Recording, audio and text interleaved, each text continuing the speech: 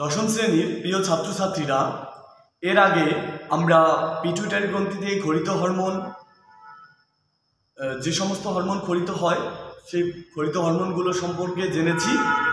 আজকে আমরা জানব অ্যাড্রেনাল গ্রন্থি এবং গোনাড অর্থাৎ জনন গ্রন্থি।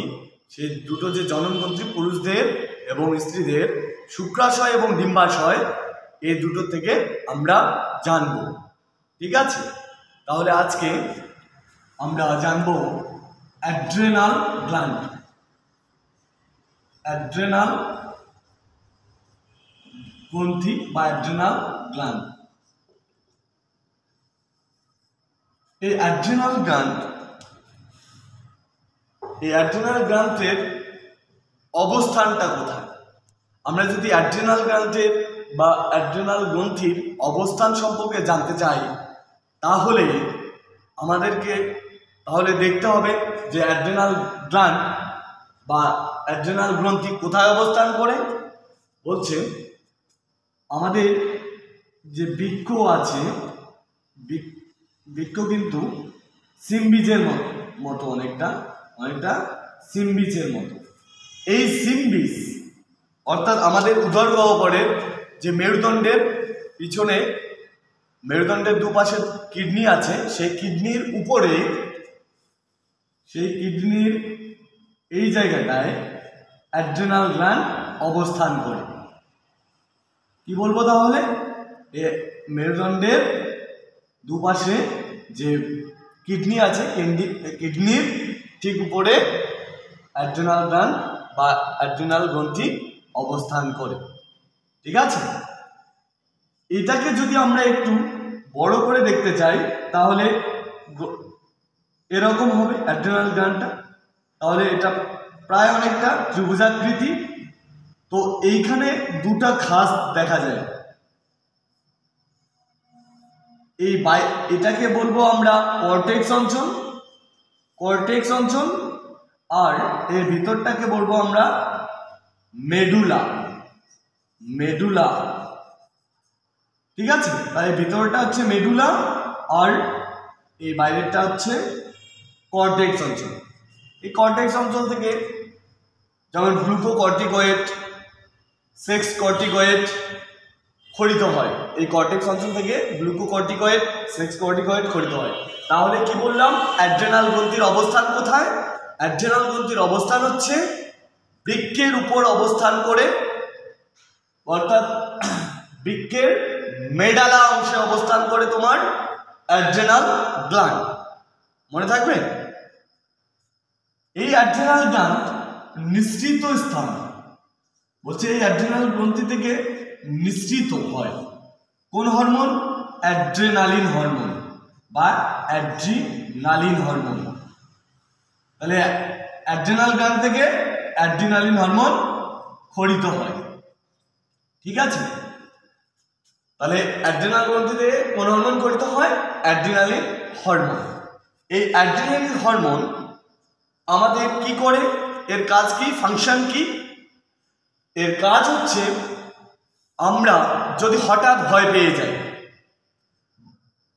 বা কোনো দুশ্চিন্তা বা চিন্তামূলক ভাবনা যখন আমরা করে থাকি, রেগে যাই, তখন এই অ্যাড্রিনালিন হরমোন আমাদের দেহে খরিত হয়, যার কারণে আমরা নিজেকে সেফ রাখতে পারি।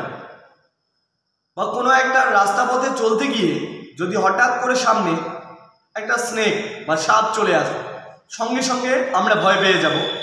যখনই আমরা ভয় পেয়ে যাব, তখনই আমাদের গায়ের যে লোম খাড়া হয়ে উঠবে, অর্থাৎ সঙ্গে সঙ্গে এই অ্যাড্রিনালিন হরমোনটা খরিত হবে।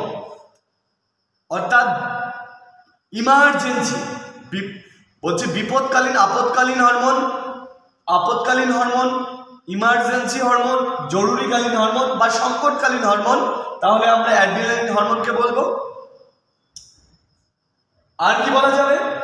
এই অ্যাড্রিনালিন হরমোন আমাদের বিএমআর, যেটা বেসাল মেটাবলিক রেট, এই বিএমআর এর হ্রাস বৃদ্ধি ঘটায়।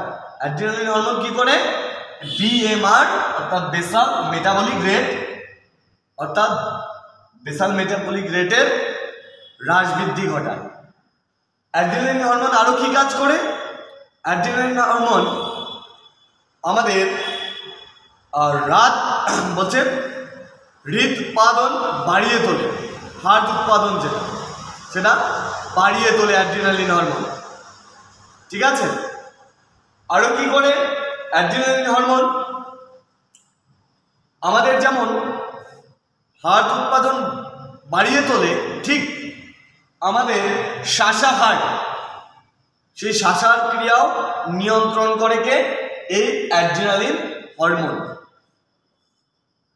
মাসেল কন্ট্রাকশন, পেশির সংকোচন, মাসেল কন্ট্রাকশন বা পেশির সংকোচনেও অ্যাড্রিনালিন হরমোন একটা বিশেষ ভূমিকা পালন করে।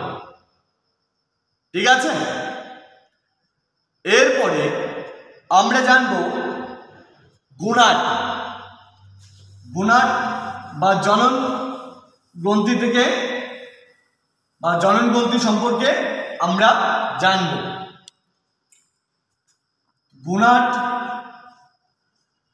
গোনাড হচ্ছে দুটা, পুরুষদের ক্ষেত্রে একটা আর স্ত্রীদের ক্ষেত্রে একটা। পুরুষদের ক্ষেত্রে যদি দেখি আমরা শুক্রাশয়, পুরুষদের ক্ষেত্রে কি বলে? শুক্রাশয়। আর স্ত্রীদের ক্ষেত্রে ডিম্বাশয়। তাহলে শুক্রাশয় টেস্টিস দুটা আছে, ডিম্বাশয় দুটা আছে। তো আমরা শুক্রাশয়ে অর্থাৎ টেস্টিস, শুক্রাশয়কে কি বলা হয়? টেস্টিস বলা হয়। তো এই শুক্রাশয় থেকে অ্যান্ড্রোজেন খরিত হয়, অ্যান্ড্রোজেন খরিত হয়,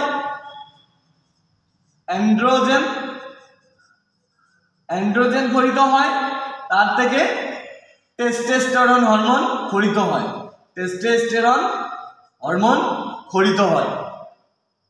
তাহলে আগে আসি, শুক্রাশয় থেকে যে হরমোনটা খরিত হচ্ছে, টেস্টোস্টেরন হরমোন খরিত হচ্ছে, তাহলে এই টেস্টোস্টেরন হরমোন, তার আগে আমরা জানবো যে শুক্রাশয়ের অবস্থানটা কোথায়।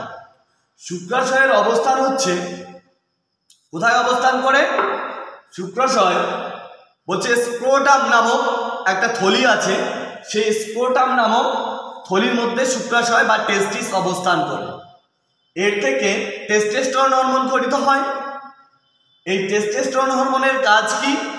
টেস্টোস্টেরন হরমোনের কাজ হচ্ছে পুরুষদের যে গলার স্বর, মোটা স্বর, সে গলার স্বরটা মোটা হয় এই টেস্টোস্টেরন হরমোনের কারণে। এছাড়াও দেখা যাবে যে পুরুষদের দাড়ি, গোঁফ যার জন্য হয়ে থাকে, সেটা হচ্ছে টেস্টোস্টেরন হরমোন। কম চুলের আধিক্যের জন্য দায়ী টেস্টোস্টেরন হরমোন। বোঝা গেল কি বললাম? টেস্টোস্টেরন হরমোনের কাজ কি বললাম? পুরুষদের গলার স্বর মোটা, তার জন্য দায়ী টেস্টোস্টেরন। টেস্টোস্টেরনের প্রভাবে পুরুষদের গোঁফ, দাড়ি, এছাড়াও কম পরিমাণে চুলের দেখা মেলে, সেটা হচ্ছে টেস্টোস্টেরন হরমোনের কারণে হয়ে থাকে। আর ডিম্বাশয় থেকে দুটো হরমোন খরিত হয়, একটা হচ্ছে ইস্ট্রোজেন, আর একটা হচ্ছে প্রোজেস্টেরন। একটা হচ্ছে ইস্ট্রোজেন আর একটা হচ্ছে প্রোজেস্টেরন।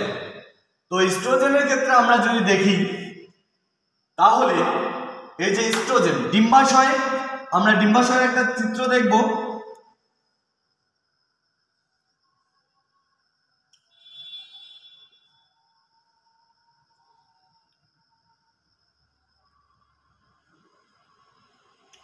আমরা ডিম্বাশয়ের একটা চিত্র দেখে নেব।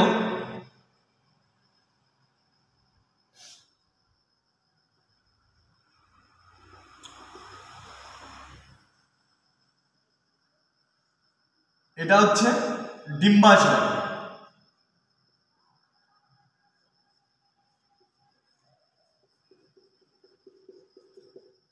এটা হচ্ছে ওভারি, যেটাকে বাংলায় আমরা বলে থাকি ডিম্বাশয়।